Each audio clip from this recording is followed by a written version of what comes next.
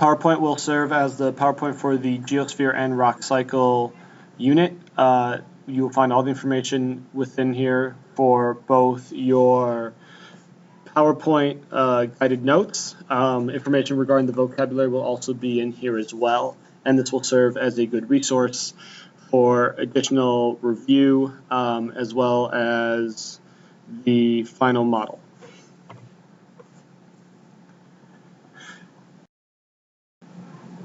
What we're looking here on this slide is the cutout cross-section of the geosphere. The geosphere is the solid portion of the Earth.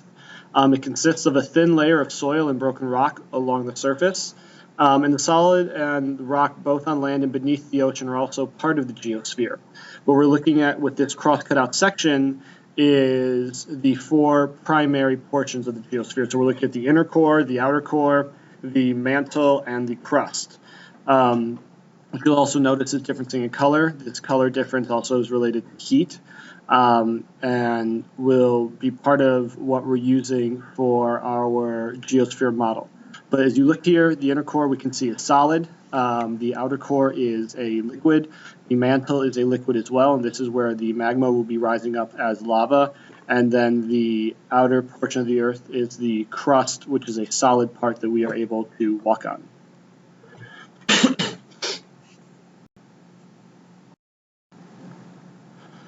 Here on this slide, what we're doing is we're looking at Earth's internal structure. If we look at the way that this is done, the Earth is really created like a hard-boiled egg, right? So we have three primary layers. The crust would serve as the outside of the egg shell. The mantle would serve as the white part, and the core serves as the boiled yolk. So what we're looking at in this picture, the inner core, the outer core, the mantle, and then the crust. We'll also notice as we're building out, the mantle is the largest layer, the inner core smallest, outer core next, mantle largest, and then the crust is the thinnest layer, but envelops the entire planet.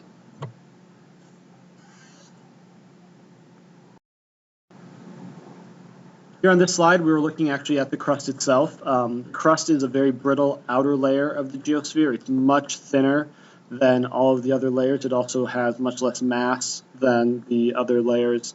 The crust is also where the tectonic plates move and shift. We need to understand that that's how we actually experience earthquakes, is that earthquakes are shifts and movements that are occurring as a result of tectonic plate movement.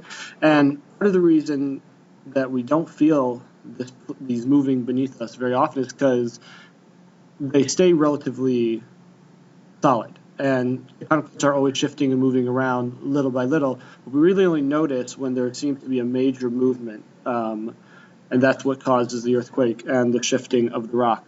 One thing we'll also notice about the mantle itself is because the mantle is liquid, the crust that rests on it actually moves as a result of this. So this moving mantle is part of what results in these tectonic plates shifting around.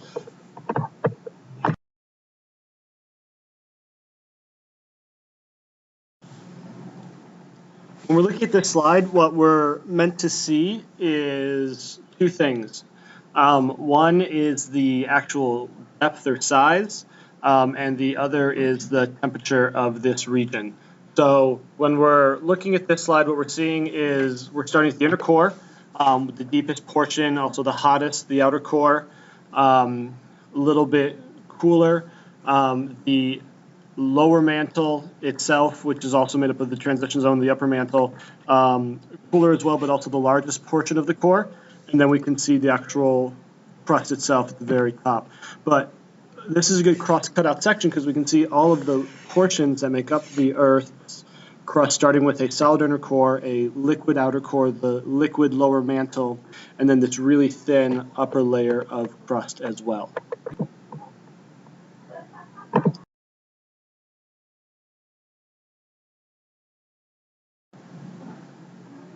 When we're looking at this slide, we're talking about the mantle itself. The mantle is the middle and the largest layer of the geosphere. Below the mantle would be the core. Above the mantle is the crust. Mantle is made of melted rock. Mantle rocks are much hotter and denser than the rocks we find on the crust. In some parts of the mantle, the temperature is so hot that the rocks actually seem to flow. Now, they're not necessarily liquid in the term or the concept we think of when we think of like water or pop. Rather, it's this really, really thick liquid that's made up of bits and pieces of melted rock all together constantly flowing. It's this flow of mantle that also results in the shifting of tectonic plates as the plates actually rest on top of the mantle itself.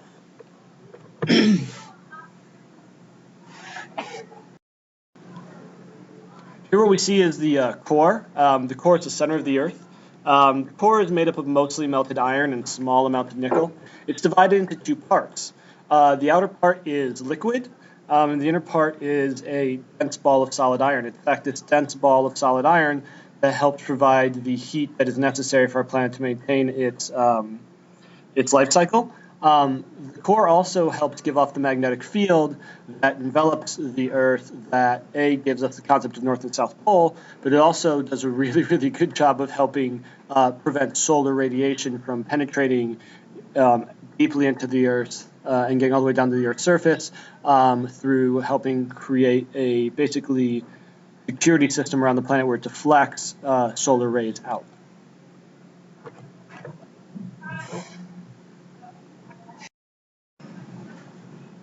With this slide, what we're doing is we're starting to begin our actual understanding of the rock cycle. So we're moving away from the geosphere and the large portion and focusing on the smaller parts that make up the rock cycle. So the rock cycle is a series of processes that transport and continually change rocks into different forms.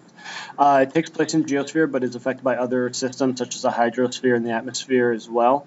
And rocks can take one of three forms: igneous, sedimentary, or metamorphic. And what's really important to understand about this is that a rock's form can change numerous times. In fact, rock's forms are always changing. Now, these changes take a long time, so the rocks that we see outside, we may not necessarily see change in front of our eyes. However, just because we see a rock that right now is, let's say, igneous, doesn't mean that in maybe 50 or 100 years it may not turn to sedimentary or may not turn back into metamorphic. But what we can see in this picture below is if we actually walk ourselves through it, is we're seeing the ways in which a rock's shape is changed. So, for example, igneous rock can be broken down through weathering and erosion and turn into sediment. It can also get broken down through heat and pressure, turning it back into metamorphic rock, or as igneous rock melts, it can actually be turned into magma. Sediments, on the other hand, get pushed and compacted together. This eventually creates sedimentary rock. Sedimentary rock can change its form either back into sediments by getting broken apart, or as sedimentary rock gets pushed down through uplift, its heat and pressure experienced at greater levels. That's resulted in turning into metamorphic rock. Or metamorphic rock, we can see, can melt and actually become magma as it breaks down into that sort of thick liquid that we think of. Or metamorphic rock can also get eroded away through weathering, can turn itself into sediments. And then our magma can become igneous rock through its cooling down process. And this happens after the volcanic eruptions. A lot of you talked about obsidian being a good example of how magma changes from a liquid form into a solid through its rapid cooling down. This picture here is meant to be a recap of the information previously stated on the other page. What we're really paying attention to are the ways in which the rocks change. So once again, we can see how igneous can become sediment or metamorphic. Sediment becomes sedimentary rock. Sedimentary rock can become either metamorphic or go back to being a sediment. And metamorphic can either become sediment or can turn to magma. But we really want to pay attention to these arrows and understanding how the difference between weathering, erosion, heat and pressure, melting or cooling drives this process, because all of this has to do with energy. Heat and pressure, it's just a form of energy. Heat, we get a good understanding of in terms of how hot something is. Pressure is how much force is being pushed on something. The melting has to do with heat as well, and same with cooling. So what we're also getting good understanding for this slide is an understanding of how the energy helps propel the rock cycle through the changes that are occurring.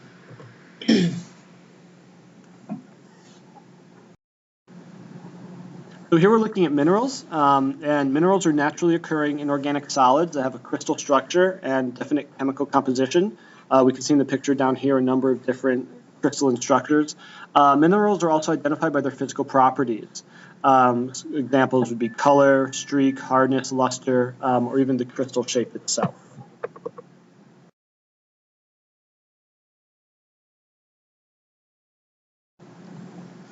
With this slide, what we're looking at is we're looking at the concept of what rocks are. So rocks are made up of minerals. Minerals are the building blocks of rocks.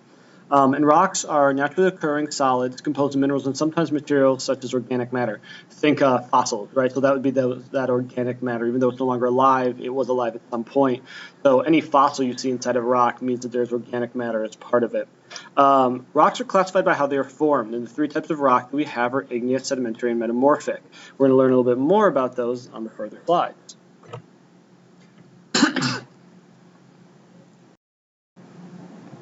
So igneous rock. Igneous rock is formed when molten material or magma hardens. It's often found deep inside the earth, and it can form on the Earth's surface after volcanic eruption as well. It tends to be black. A good example would be the obsidian that some of you mentioned during the initial model. But if you think back to the initial model itself, the actual black portion of the island, I said we really wanted to focus on with that different texture, is the forming of igneous rock. So what's happening is it's cooling, and depending on how it cools depends the type of igneous rock. So this rapid cooling that we can get can result in obsidian. This would be when the lava gets into the water, or you can get other types of igneous rock which are forming as it slowly cools. And the slow cooling process would be the magma, or would be the lava that is cooling on the Earth's surface without actually rushing into the water itself. But you can see this black color. You can also see around it the beginning of sediment, right? As these big rocks are broken apart due to weathering and erosion, they actually start to break down the sediment, which laid the foundation for sedimentary rock to be formed as well.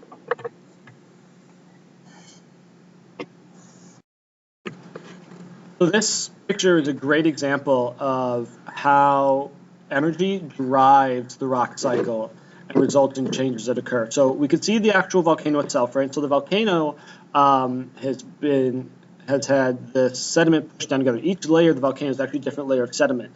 And this is resulting in the deposits of these little pieces of rock being pushed together over time. And as they get greater and greater pressure put on top for more and more layers from more eruptions, what happens is they start to get pushed back together. So what you're seeing here with the explosion is we're seeing this igneous rock is being shot out of the volcano really, really fast. And this results in rocks that are fine grained and have very little crystal growth. What's happening is you're taking this magma chamber down below, and as pressure builds up inside, it's almost like a bottle, right? If you twist the bottle's top enough, eventually it pops off. And that's similar to what's happening in this volcano here. So the magma is rising from the magma chamber through these cracks in the earth, up through the volcano itself, and eventually explodes out. What happens then is that lava can be found out on the side. And if you can actually see this little chamber down below, right, this igneous rocks are formed from magma that cools slowly, and as a result, these rocks are coarse and grainy. So you can see this main magma chamber. You can also see off to the left how a portion of a magma chamber has split off, and this portion is where you're getting igneous rocks to form because they're hot, but they're still not as hot as that liquid magma that's beneath the Earth's surface.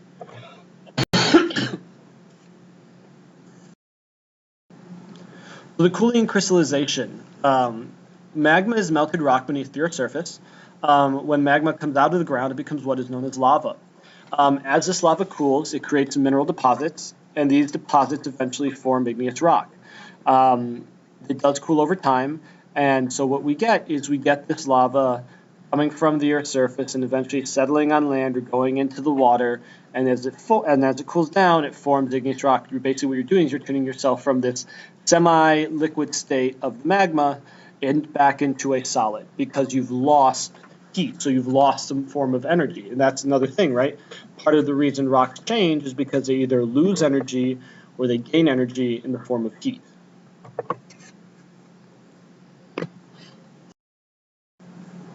What we have here is we have a good example of sedimentary rock. Sedimentary rocks are formed when forces such as water, ice, or wind break down rocks into smaller pieces called sediment. These smaller pieces eventually can be carried away from forces of nature. So think of wind or water, even animals, they may get it caught in their fur.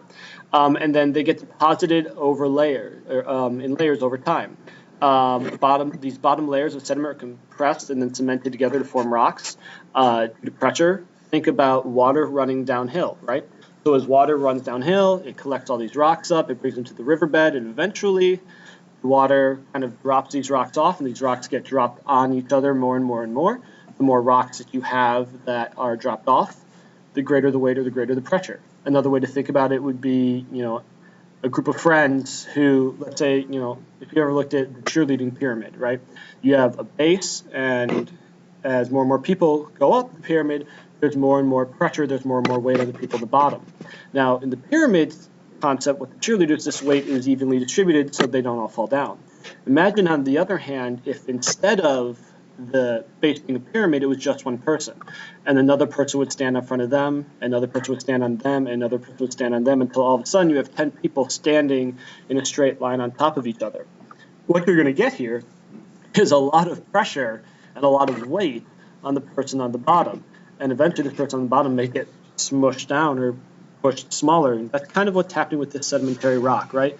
More and more rocks are put on top of each other. The more rocks you get, the greater the pressure, and eventually the pressure takes all these little teeny tiny pieces of rock and fuses them together, or cements them together to create these long little rows of rock you can see in this cross-cut out picture here.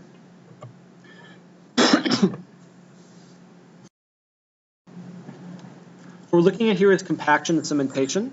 So as more layers of sediment are formed, the weight pushes down on the underlying layers. This compaction is what results in sediment being cemented together and forms sedimentary rock. So in this picture, what we're looking at is we can see all these teeny tiny loose bits of rock, these sediments, which eventually are pushed together due to pressure. And what you're getting this sedimentary rock formation. So this takes hundreds, if not thousands of years of tiny, tiny pieces of rock or sediment to collect together in one place. And just over time, the pressure that they get as each new layer gets on top of it is it pushes itself farther and farther down.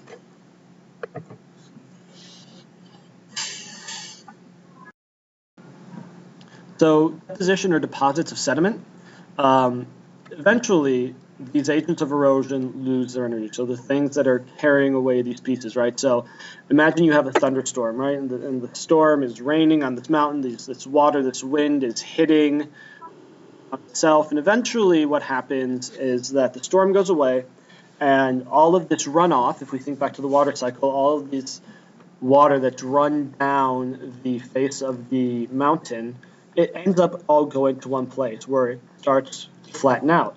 Once it gets flat, the energy that carries all these rocks away eventually dissipates or disappears.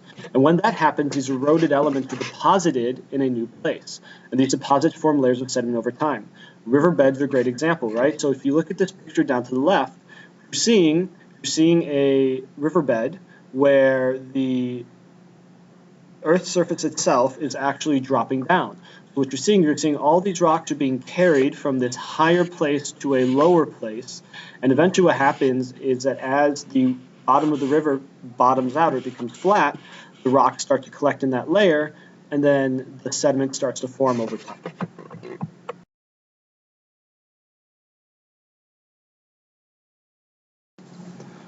So with this picture here, what we're starting to get to is an understanding of how temperature and pressure can result in changes of a rock form as well. Once again, pressure is a form of energy. The amount of pressure or force put on something has an impact on it.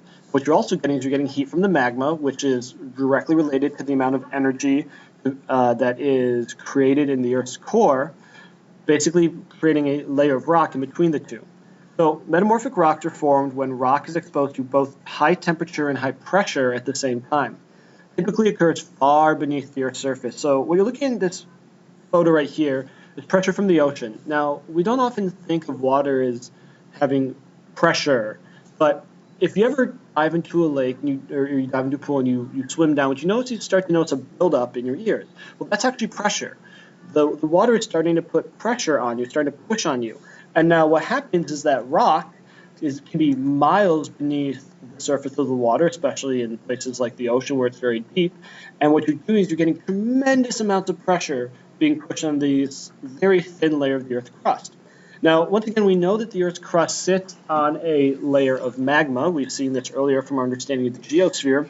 So what's happening is you have a portion of this Earth crust, which is very thin and brittle, having to support this great weight from the ocean, this tremendous amount of pressure from the ocean itself. And what you're also getting is you're getting this tremendous amount of heat from the bottom, from the magma, and almost think of it like a sandwich, right? You have two pieces of bread on top, and if you were to push these down, let's say you have peanut butter and you have jelly, and originally they're not mixed. But now what happens is that the pressure from your top hand, which could represent the ocean, and the pressure from your bottom hand, which could represent the magma, as you push them back together, what you're getting is you're getting this mix of the peanut butter and jelly, so you're changing them from two separate things, and you're creating a brand new mixture. And this is a great example of how temperature and pressure create metamorphic rock.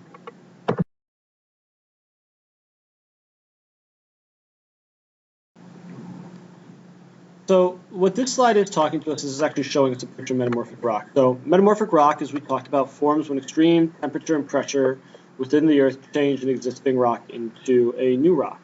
Rocks do not melt in the concept of the way that we think of water. But their composition structure can change.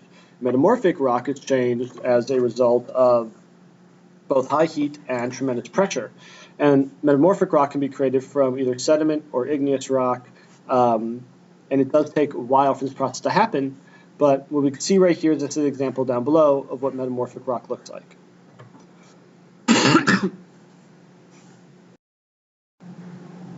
When we have this picture, what we're doing really here is we're seeing a good example of how the mantle and the Earth's crust work together to help create metamorphic rock. So we can see what is a magma down below rising up. We see actually two tectonic plates, the mid-ocean ridge, so one plate to the left, one plate to the right.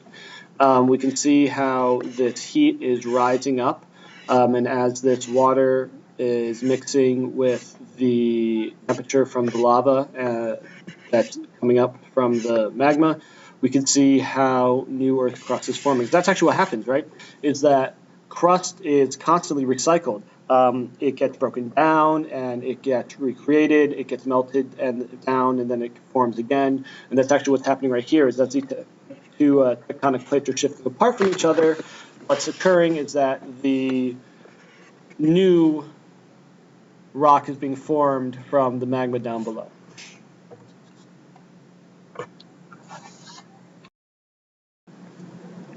Here we're looking at uplift. And uplift is a process that moves large bodies of earth material to higher elevation. It's often associated with the creation of mountains.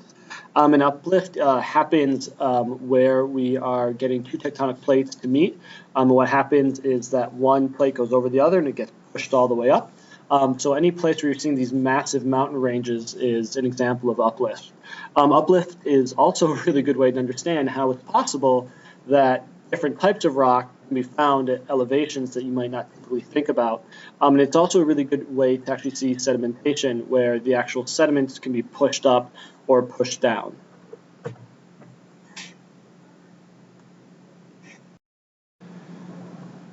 So weathering and erosion. Rocks on Earth's surface are exposed to the Earth's atmosphere, hydrosphere, and biosphere. One thing we really need to understand is the fact that none of these components work independent of each other. They are all systems that interact. The breakdown of a rock due to natural sources is known as weathering. Weathering can be seen in the mountains where uplift has exposed sedimentary rock. Weathering is oftentimes also accompanied by erosion, meaning what happens is as water, let's say, or ice hits the side of a mountain due to a storm, what happens is that little bits and pieces of rock are broken off and then they're carried downhill in the form of runoff. Erosion occurs when sedimentary rock is carried to a different location by wind, water, or glaciers. And there are two types of weathering that we can focus on. The first is what's known as mechanical weathering. And mechanical weathering is when the actual precipitation hits the outer portion of the rock itself, resulting in pieces that get broken apart and carried off. Chemical weathering, on the other hand, is when rocks may be sitting in a water source that's accumulated on the surface of the earth, and the bottom of the rock actually starts to dissolve and break away. Think of maybe a rock that's sitting in a river, and the rock is not totally submerged. What's happening is that the top of the rock is being impacted by mechanical weathering, the outside portion is getting hit, while the bottom of the rock is being hit by chemical weathering, which is just sitting in water. Because as these objects just sit in water over time, they do eventually get broken down. Caves along the side of the coast are great examples where you can see how cuts have been made into the rock itself as a result of this constant hit of water against the outer surface. So what we're looking at with this slide is a general summary of the rock cycle, and this picture is a really good one to help you understand for your final model. So if we start at the very bottom left, what we see magma from the molten crust in the mantle. This magma chamber ends up pushing up due to pressure. As it rises up, what you see this igneous rock is expelled through the volcanic eruption. You can also see just to the right of that how igneous rock can form underground as well, right, where it's still hot, but it's far enough away in these little chambers and caverns underneath the Earth's surface that it's still far enough away that it's turning back into metamorphic rock. We can see towards the middle where this weathering and erosion has occurred. Rain is hitting the top of this mountain. As the water hits it, it causes the mechanical weathering to happen. It breaks down these outer portions. These portions, as they get broken down, they get eroded because they have runoff. They run downhill. So we can see this arrow of transpiration and deposition running the sediments downhill. Eventually, we see this accumulation of water. We can see how the bottom has settled down, so these sediments have deposited. We can see as they build up on each other, they get pushed further and further down. We can see here compaction cementation happening on the very far bottom right. As the pressure is pushing together, it starts to compact these rocks. We see the formation of sedimentary rocks down at the very bottom as well. And we can see that these sedimentary rocks, as they get buried further and further and further, they experience higher pressure from the forces pushing on them from the top. They also experience a greater amount of heat as they get closer to the mantle. This in turn turns the sedimentary rocks back into metamorphic, and the process starts all over. So what we're seeing here is we're seeing the process of the rock cycle in its totality. We're seeing the way in which energy from pressure and from the mantle raise the temperature, creating metamorphic rock. We are also seeing how this decrease in temperature results in igneous rock. We see how increased pressure results in sedimentation. We can also see how mechanical and chemical weathering is occurring, mechanical through the actual precipitation and the chemical through the rock sitting in the surface of the water itself. The only thing that we don't see in this picture would be the sun and the solar radiation, which results in the evaporation, which eventually can cause the condensation and thus the precipitation as well. But we have a great example here of how both the hydrosphere and the geosphere are working together. As always, feel free to ask me any questions. Follow me on Twitter at Mr. BG Science. Make sure you come in with your completed PowerPoint. This is the last slide, and good luck.